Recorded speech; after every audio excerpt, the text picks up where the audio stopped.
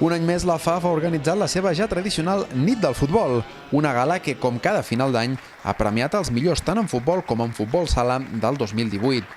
Segons els vots dels mitjans de comunicació i també dels clubs, els millors jugadors d'aquest any han estat Jesús Sosa en futbol, David Ferris en futbol sala, Tere Morató en futbol femení i Erika Gonçalves com a millor jugadora d'Andorra.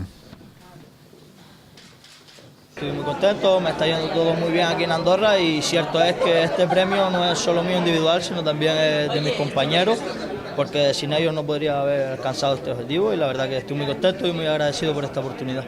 Un orgull de ser la millor jugadora d'Andorra, tampoc m'ho esperava, però crec que he treballat bastant per aconseguir aquest premi.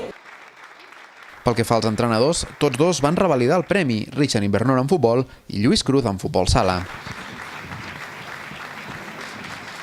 És un sentiment de gratitud, no?, envers tota la gent que permet que jo pugui estar aquí, la gent de les directives que confia i en aquest cas doncs, tota la plantilla de cos tècnic del Buyback Santa Coloma amb qui vam aconseguir el triple l'any passat.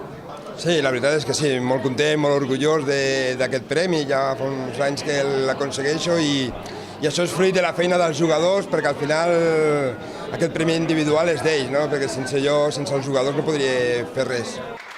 També hi va haver diferents mencions especials, com a Montse Sánchez per haver estat la primera dona en aconseguir el nivell UEFA A, a la trajectòria de Cristian Sánchez i a la iniciativa Gol Solidari. Reconeixement també a l'any de la selecció absoluta i al preeuropeu de la Sub-17. Per últim, l'ovació de la nit se la va emportar l'equip de futbol de Special Olympics d'Andorra.